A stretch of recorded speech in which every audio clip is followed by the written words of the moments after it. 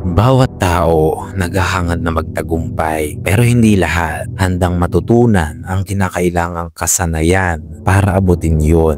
Dahil ang tunay na pag-unlad, hindi yan nangyayari base sa taas ng pangarap, kundi base sa lalim ng paghahanda. Hindi sapat ang talino at hindi rin sapat ang tiyaga kung mali naman ang paraan mo ng paggalaw. Kaya bago ka pa man mangarap ng malaki, siguraduhin mong dala mo ang 7 essential skills na ito para magtagumpay sa buhay. Dahil ito ang magiging sandata mo upang hindi ka basta-basta matinag. Just don't forget to like and subscribe for more quality contents like this. Let's begin. Number 1. Strategic thinking. Ang mga matagumpay na tao, may isang pagkakatulad-tulad yan.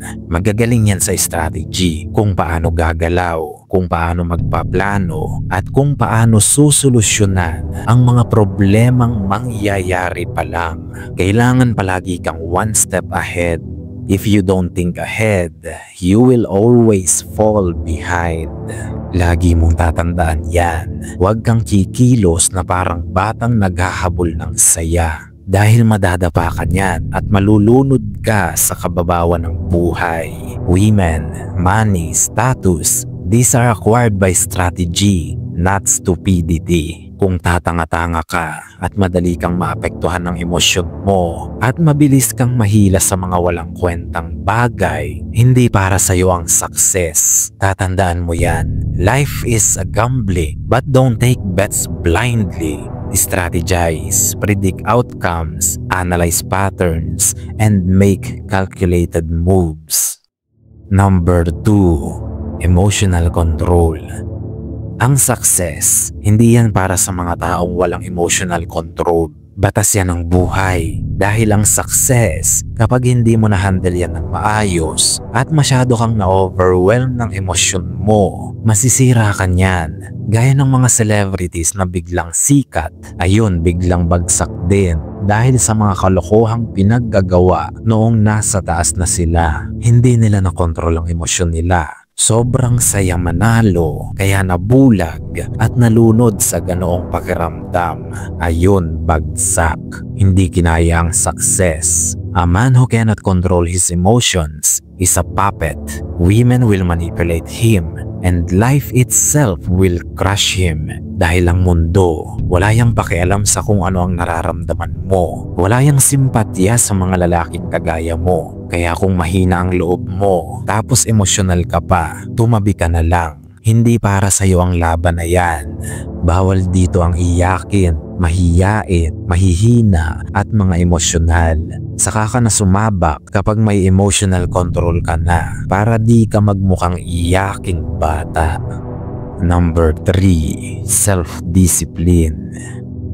Without discipline, you are just a dreamer. Ako na ang nagsasabi sa iyo, huwag ka na mangarap kung wala ka rin lang disiplina. Ni hindi mo nga kaya mag-stick sa workout at diet mo. Tapos mangangarap ka pa ng marangyang buhay. Tumigil ka. Umupo ka na lang. Niloloko mo lang ang sarili mo. Bago ka mangarap ng successful na buhay, mag-aral ka muna ng disiplina sa sarili. The world owes you nothing. Kung hindi mo pagtatrabahuhan ang isang bagay, walang magbibigay sa iyo niyan. Binibless ba ng Diyos ang mga tamad? Malamang hindi. Kasalanan pa nga ang pagiging tamad. Kumilos ka na. Walang magbibigay sa iyo ng mga pinapangarap mo. Disiplinahin mo ang sarili mo. Bago ka pa disiplinahin ng buhay, iiyak ka talaga kapag nangyari sa iyo yan. Disiplina ang sagot. Tandaan mo yan. Discipline is the bridge between your current life and the life you want. Number 4. Conflict mastery. Sa buhay, susubukin ka ng maraming bagay. People will test you. Life will test you. Kailangan mo matutong tumayo at humarap sa mga hamon ng buhay na yan nang hindi natitinag. Dahil darating at darating ang dilubyo at pagkatalo mo sa buhay. Asahan mo na yan. Manggagaling yan sa mga tao at sa mga iba't ibang pangyayari na hindi natin lahat inaasahan. Ngunit dapat palagi kang handa. Giving up and quitting is not an option. Dahil ang tagumpay, hindi yan para sa mga mahihina ang loob. Na konting conflict lang, umaayaw na agad. Nahirapan lang ng konti, aalis na agad. Learn how to handle conflict like a man. Learn how to stand your ground and strike back when needed. Number 5. Social intelligence. Ang matatagumpay na tao, hindi lang yan basta magaling sa buhay. Magaling din yan sa tao. You need to know how people work, and especially women.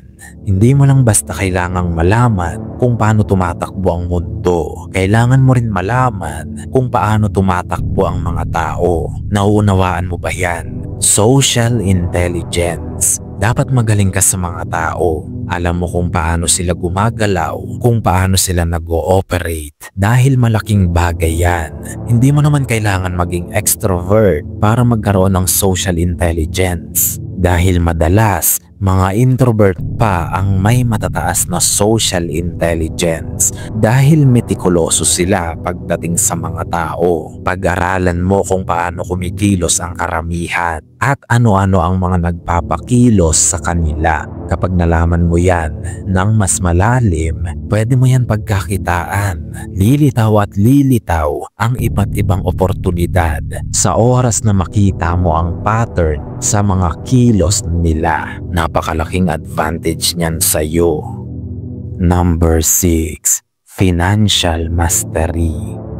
Nagtataka ka rin ba kung bakit maraming Pilipino ang mahihirap? Dahil majority ng mga Pinoy ay walang financial mastery. Kaya kahit anong ipon nila, walang nangyayari. At marami na rin sinubukan na magnegosyo, nakisabay sa uso, wala rin nangyayari. Dahil kakulangan sa financial mastery ang problema. Makinig ka, manalo ka man sa loto ngayon ng milyon-milyon. Kung wala kang financial mastery at hindi ka marunong humawak ng pera, kukunin lang yan sa'yo ng ibang tao. Nauunawaan mo ba ang sinasabi ko dyan? Hindi pera ang problema, kaya ka mahirap. Utak mo at ang paghawak mo ng pera ang problema. Kung hindi ka magaling humawak ng pera, daraan lang yan palagi sa kamay mo. At mananatili kang gipit na gipit kahit may income ka naman. Kaya aralin mo muna kung paano kumita ng pera, mag-manage, mag-multiply at magpagalaw ng pera. Dahil hanggat hindi mo pa alam yan, wag na wag ka rin munang mangangarap na yumaman dahil niloloko mo lang ang sarili mo niyan. Number 7. Sexual discipline. Ito ang matinding kalaban ng mga kalalakihan. Ako na ang magsasabi sa iyo, kung hindi mo kayang kontrolin yung libog mo, huwag ka na rin munang mangarap ng mataas dahil magmumukha kang clown yan.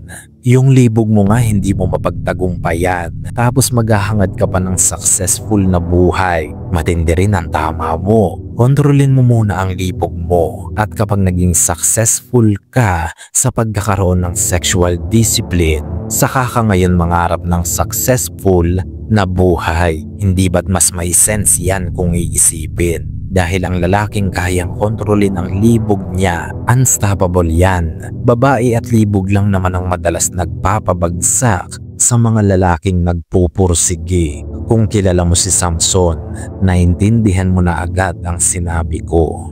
Ngayon, kung paliyado ka pa sa 7 skills na yan, mukhang marami ka pang aayusin sa sarili mo. Dahil kung hangad mo talaga ang magtagumpay sa buhay, drop your comment kung ilan dyan ang mayroon ka at na-master mo na. Gayun din, alin sa 7 yan ang pinaka nahihirapan ka? Share your answers on the comment section. At kung nais mong suportahan ang channel na ito, hit the like and subscribe button. Nawa ang lahat ay makaunawa. Hanggang sa muli nating pagkikita, mga mahal kong kawal.